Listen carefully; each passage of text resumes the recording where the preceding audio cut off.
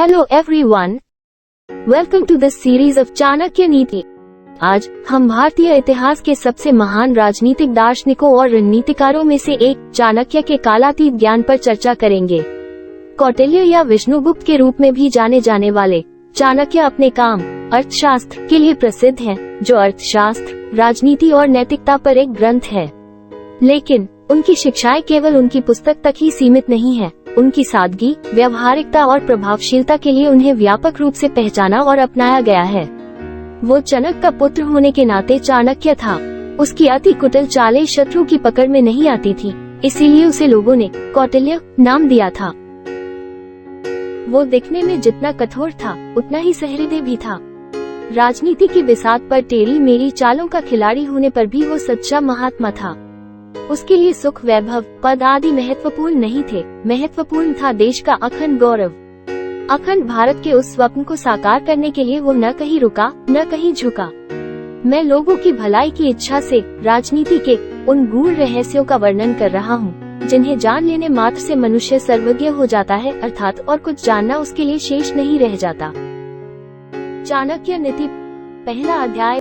मैं तीनों लोकों, पृथ्वी, अंतरिक्ष और पाताल के स्वामी सर्वशक्तिमान सर्वव्यापक परमेश्वर विष्णु को सिर झुकाकर प्रणाम करता हूँ। प्रभु को प्रणाम करने के बाद मैं अनेक शास्त्रों से एकत्रित किए गए राजनीति से संबंधित ज्ञान का वर्णन करूँगा। सप्तमः अर्थात श्रेष्ठ पुरुष। इस शास्त्र का विधिपूर्वक अध्ययन करके यह बात भली प्रकार जान जाएंगे कि वेद आदि धर्मशास्त्रों में कौन से कार्य करने योग्य बताए गए हैं और कौन से कार्य ऐसे हैं जिन्हें नहीं करना चाहिए। क्या पुण्य है और क्या पाप है तथा धर्म और अधर्म क्या है, इसकी जानकारी भी इस ग्रंथ से हो जाएगी। अब मैं मानव मात्र के कल्याण की कामना से राजनीति के उस ज्ञान का वर्णन करूंगा जिसे जानकर मनुष्य सर्वज्ञ हो जाता है। मूर्ख शिष्य को उपदेश देने, दुष्ट व्यभिचारिणी स्त्री का पालन पोषण करने, धन के नष्ट होने तथा दुखी व्यक्ति के साथ व्यवहार रखने से बुद्धिमान व्यक्ति को भी कष्ट उठाना पड़ता है। दुष्ट स्वभाव वाली, कठोर वचन बोलने वाली, दुराचारिणी स्त्री और धूर्त, दुष्ट स्वभाव वाला मित्र, सामने बोलने वाला मुहफित नौकर और ऐसे घर में निवास जहां सांप के होने की संभावना हो, ये सब बातें मृत्यु के समान हैं।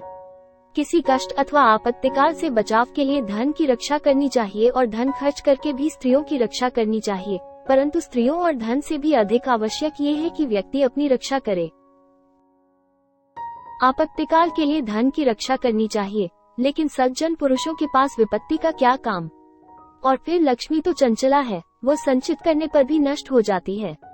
जिस देश में आदर सम्मान नहीं और न ही आजीविका का कोई साधन है, जहाँ कोई बंधु बांधव, रिश्तेदार भी नहीं तथा किसी प्रकार की विद्या और गुणों की प्राप्ति की संभावना भी नहीं, ऐसे देश को छोड़ ही देना चाहिए। ऐसे स्थान पर रहना उचित नहीं। जहाँ श्रोत्रिय अर्थात वेद को जानने वाला ब्राह्मण, धनिक, राजा, नदी और वैद्य ये 5 चीजें न हो, उस स्थान पर मनुष्य को एक दिन भी नहीं रहना चाहिए। जहाँ लोकयात्रा अर्थात जीवन को चलाने के लिए आजीविका का कोई साधन न हो, व्यापार आदि विकसित न हो, किसी प्रकार के दंड के मिलने का भय न हो, लोकलाज न हो, व्यक्तियों में शिष्टता, उदारता न हो अर्थात उनमें दान देने की प्रवृत्ति न हो, जहाँ ये 5 चीजें विद्यमान न हो, वहाँ व्यक्ति को निवास नहीं करना चाहिए।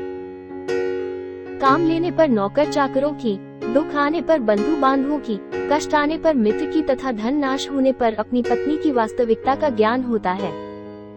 किसी रोग से पीड़ित होने पर, दुख आने पर, अकाल पड़ने पर, शत्रु की ओर से संकट आने पर, राजसभा में, शमशान अथवा किसी की मृत्यु के समय जो व्यक्ति साथ नहीं छोड़ता, वास्तव में वही सच्चा बंधु माना जाता है।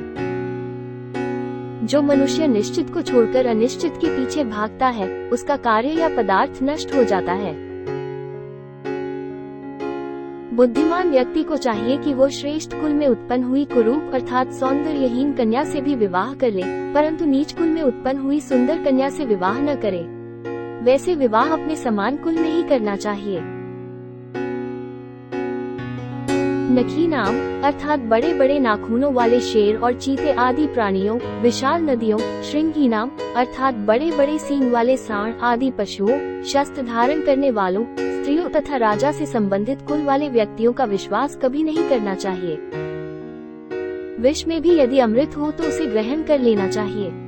अपवित्र और अशुद्ध वस्तुओं में भी यदि सोना अथवा मूल्यवान वस्तु पड़ी हो, वो भी उठा लेने के योग्य होती है। यदि नीच मनुष्य के पास कोई अच्छी विद्या, कला अथवा गुण है तो उसे सीखने में कोई हानि नहीं। इसी प्रकार दुष्ट कुल में उत्पन्न अच्छे गुणों से युक्त स्त्री रूपी रत्न को ग्रहण कर लेना चाहिए। पुरुषों की अपेक्षा स्त्रियों का आहार अर्थात भोजन 2 गुना होता है, बुद्धि 4 गुनी, साहस 6 गुना और कामवासना 8 गुना होती है। अध्याय का सार। यह भारतीय परंपरा रही है कि किसी भी शुभ कार्य को प्रारंभ करने से पहले देवी देवताओं अथवा प्रभु का स्मरण किया जाए ताकि वो कार्य बिना किसी व्यवधान के सरलतापूर्वक संपन्न हो। चाणक्य नीति का प्रमुख उद्देश्य ये जानना है कि कौन सा काम उचित है और कौन सा अनुचित। आचार्य चाणक्य ने प्राचीन भारतीय नीतिशास्त्र में बताए गए नियमों के अनुसार ही इसे लिखा है। ये पूर्व अनुभवों का सार है। उनका कहना है कि लोग इसे पढ़कर अपने कर्तव्यों और अकर्तव्यों का भली प्रकार ज्ञान प्राप्त कर सकेंगे। समसामयिक राजनीति के ज्ञान में मनुष्य अपनी बुद्धि पर बल देकर समय के अनुसार अच्छाई और बुराई में भेद कर सकता है। सबसे पहले आचार्य चाणक्य ने संघ के महत्व पर प्रकाश डालते हुए ये बताया है कि दुष्ट लोगों के संसर्ग से बुद्धिमान मनुष्य को दुख उठाना पड़ता है। चाणक्य ने मनुष्य जीवन में धन के महत्व को बताया है। उनका कहना है कि व्यक्ति को संकट के समय के लिए धन का संचय करना चाहिए। उस धन से अपने बाल बच्चों तथा स्त्रियों की रक्षा भी करनी चाहिए। इसके साथ उनका ये भी कहना है कि व्यक्ति को अपनी रक्षा सर्वोपरि करनी चाहिए। जिन लोगों के पास धन है वे किसी भी आपत्ति का सामना धन के द्वारा कर सकते हैं, परंतु उन्हें ये बात भी भली प्रकार समझ लेनी चाहिए कि लक्ष्मी चंचल है। वो तभी तक टिक कर रहती है जब तक उसका सदुपयोग किया जाता है। दुरुपयोग आरंभ करते ही लक्ष्मी चलती बनती है। चाणक्य कहते हैं कि व्यक्ति को उसी स्थान पर रहना चाहिए जहां उसका सम्मान हो, जहां पर उसके भाई बंधु हो, आजीविका के साधन हो। इसी संबंध में वो आगे कहते हैं कि जहां धनवान, वेद शास्त्रों को जानने वाले विद्वान ब्राह्मण, राजा अथवा शासन व्यवस्था, नदी और वैद्य आदि न हो, वहां भी नहीं रहना चाहिए। नौकरों की कार्यकुशलता का पता तभी चलता है जब उन्हें कोई कार्य करने के लिए दिया जाता है। अपने संबंधियों और मित्रों की परीक्षा उस समय होती है जब स्वयं पर कोई आपत्ति आती है। गृहस्थ का सबसे बड़ा सहारा उसकी स्त्री होती है, परंतु स्त्री की वास्तविकता भी उसी समय समझ में आती है जब व्यक्ति पूरी तरह धनहीन हो जाता है। मनुष्य को चाहिए कि वो अधिक लालच में न पड़े। उसे वही कार्य करना चाहिए जिसके संबंध में उसे पूरा ज्ञान हो।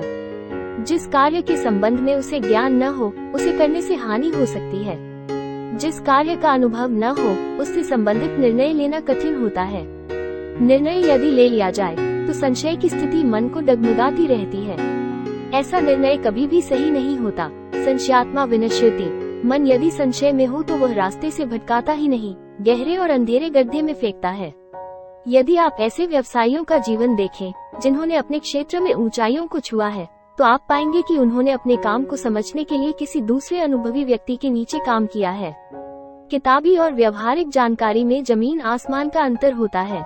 विवाह के संदर्भ में चाणक्य ने कुल के भेदभाव की बात नहीं मानी है।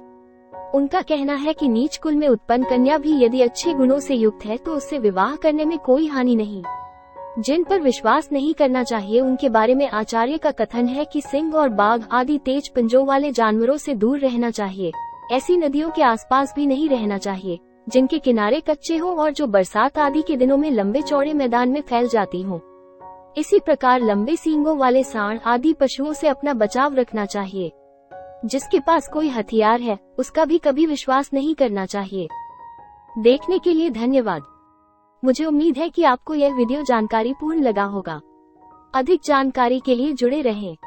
चाणक्य नीति। इस श्रृंखला में आचार्य चाणक्य द्वारा लिखित चाणक्य नीति के सभी 17 व्याख्यान शामिल होंगे।